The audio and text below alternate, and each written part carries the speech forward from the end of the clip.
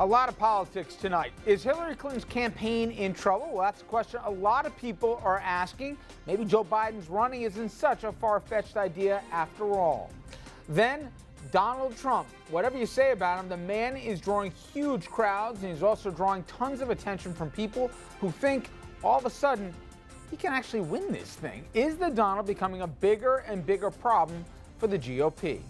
Also, the Cuomo de Blasio feud, it's getting even weirder. Now it's causing Mayor de Blasio to disagree with his own spokesperson. Good evening and welcome to RFL, everybody. Richard French here. We'll get into that and much more over the next 60 minutes as we learn a lot more about Hillary Clinton's emails on that private server, and many of them could have actually been classified. We're going to start with a tale of two Hillarys. It seems like she doesn't know whether to laugh or cry about this story. Here, she's joking about it. I recently launched a Snapchat account. I love it. I love it. Those messages disappear all by themselves. Also this weekend, she's lamenting how it all went down. I've said in the past that, I used a single account for convenience. Obviously, these years later, it doesn't look so convenient. So here's the inconvenient truth, if you will. Her troubles, they're causing speculation that people, like you heard Gore last week, Joe Biden a little more seriously as the days, if not weeks, have gone on, John Kerry, now even Andrew Cuomo, names people floating out there could get into the race. But it's not people like Rush Limbaugh who are saying that. It's serious people on both sides of the aisle. Check out just a sample of the headlines, if you will. So let me bring in our panel and ask them the first question. Do we think the Democratic field as currently constituted will expand? Brad Gersman's political consultant and also founding partner of Gotham Government Relations. Dominic Carter, of course, here, political journalist and author. Shelley Mayer, Democratic Assemblywoman representing Yonkers. Michael Tobman, an independent political consultant. And I'll start with you, Mr. Tobman. It has not been a good week or two. And people who I respect from both inside of the Hillary camp and certainly outside who aren't, from the typical right-wing portion of the media say, this problem's lasted longer than we think. It could get bigger. We don't know yet what's on all these. The Hillary camp hasn't found a narrative on how to answer this, and there's concern, if you look at the polls, that the public believes that there's something here and that security, national security is compromised and the whole trust factor is there. I thought this story was a July story, maybe part of August, but it looks like it's going to last longer. How worried should Camp Hillary be? I believe that there are two competing narratives here, two forces. The first is that this is all to be expected and that there are some very smart people in the Hillary camp, and I'm no Hillary apologist, but I think there are very smart people there who could sit down and say, and they have a calendar on the wall, and they say, this is how often it's going to come out, this is when it's going to peter out. There are only so many stories to cover, and they have to write about her. They have to. So they run out of things to talk about. But do you think, Michael, that in handling it and how they have, thinking it's going to go away by itself, then they fed the fire on this thing a little bit? I think she was in a difficult situation no matter what she said. And I don't think she could have done right here. So there's that part of it, that there's all to be expected, and there's a calendar, and they're burning up days, and maybe they'll move on to something else. The second part of it is, yes, the vice president, as President Obama said, has earned the right to make this decision on his own and in his own time, and to decide if this is the right thing for him and his legacy, and if he has more to contribute and more to give, or if it's done and he, rides off into the sunset. I think that's the real one. I think Al Gore, who's already said he's not, and I don't think Governor Cuomo, I hadn't heard that one. Yeah. That's real. But in terms of the stories and we have a Republican Congress, and there are other issues that they want to deflect from. So I think on one hand, these stories are to be expected. On the other hand, the big issue really is the vice president. Leaving aside whether Biden decides to get in or not, do you think, though, that, by now they have to know how, with all the scandals and all the headaches, manufacturer real that the Clintons have dealt with, get ahead of a story In this case, again, they didn't. And I know a lot of people close have said the longer that they keep dancing around this, the more Congress is going to get involved, the more now you have just the headlines, which seem like a dense story for the public to get their arms around. They say, wait a minute, now there's 60 different correspondences we got to take a look at. What was classified, what wasn't. These are the Clintons making up the rules as they go along. Do you think there's a risk there could be some there here? I don't think so. I agree that there had to be a story every day about her. She is the Democratic story. She is someone who invites controversy, not by herself, but they just can't help but attack her every day.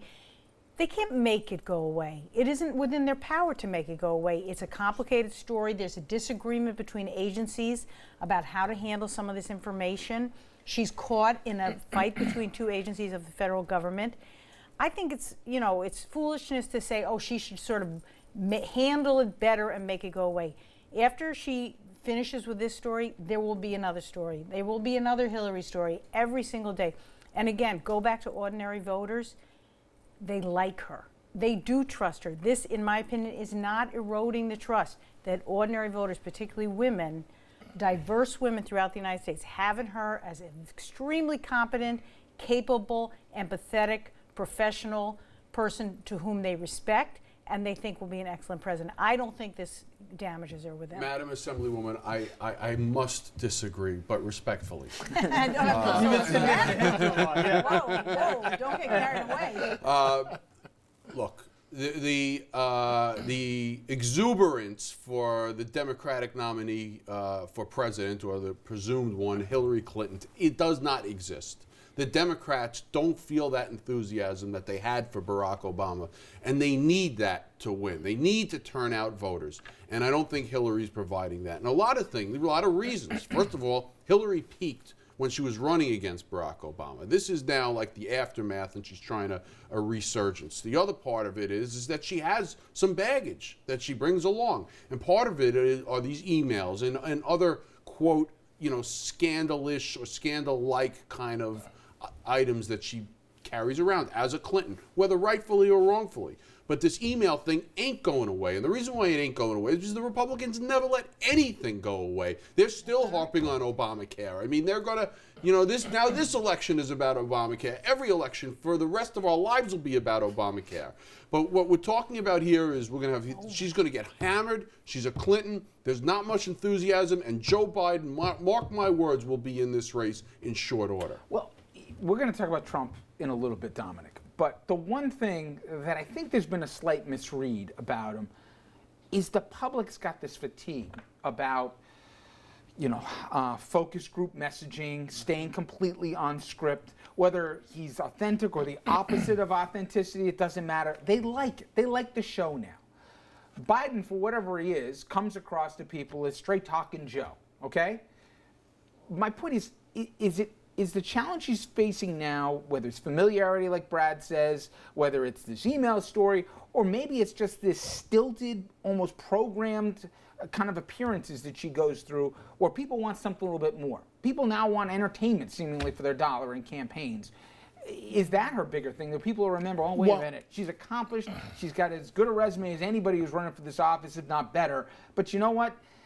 I'm not getting really moved like he says, Biden.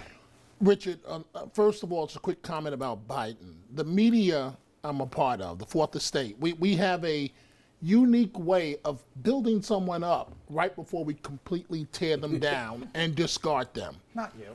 Not me. Not me. If you don't believe that, go ask Rick Perry. Go ask the former governor of Texas. Go ask Rudy Giuliani, number one in the polls, last time. And then as soon as he got in, it was a total disaster. I am predicting to you, I am forecasting that is the same exact thing that will happen to Joe Biden. They are pumping him up now because of his son, very tragic situation. He lost his son. But the moment, and I mean the moment that he becomes a declared candidate, the loop reel is going to come up of all the gaffes, all the touching of women, the inappropriate touching. It's just not going to work. You got a better chance with Al Gore than you do with Biden. But we'll see. Hillary's got a problem. You are correct, counselor. It's not going to go away. This is self-inflicted. It's self-inflicted. And anytime you're talking about presidential candidate and Justice Department and FBI, there's a problem. And you can't even say, let me just make this final point. You can't even say that it's partisan politics. Republicans are on this, but the last time I checked, this is Obama's Justice Department, a Democrat looking into a Democrat. Whatever it is we're talking about, it's always about something else. It's a dense story. How many emails, which agencies? It's not about the emails. It's not about the agencies. It's about the idea that she's shifty and can't be trusted, and there they go again. It's really about their own set of rules. It's a Maureen Dowd column sort of writ large, right? They have a different set of rules. They're always eager to have their hands in other people's pockets.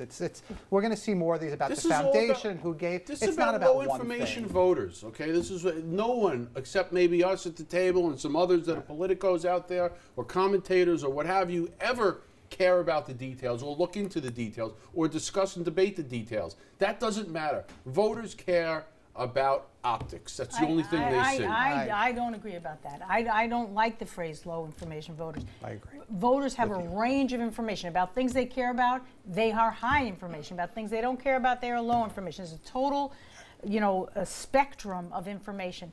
I don't disagree that in the pundit class she's lost some enthusiasm, but among people who are just voters who do care. They have information. They know she's incredibly accomplished. They actually have faith in her ability to lead, to be a commander-in-chief, those kinds of things. And they have enough information to make a judgment.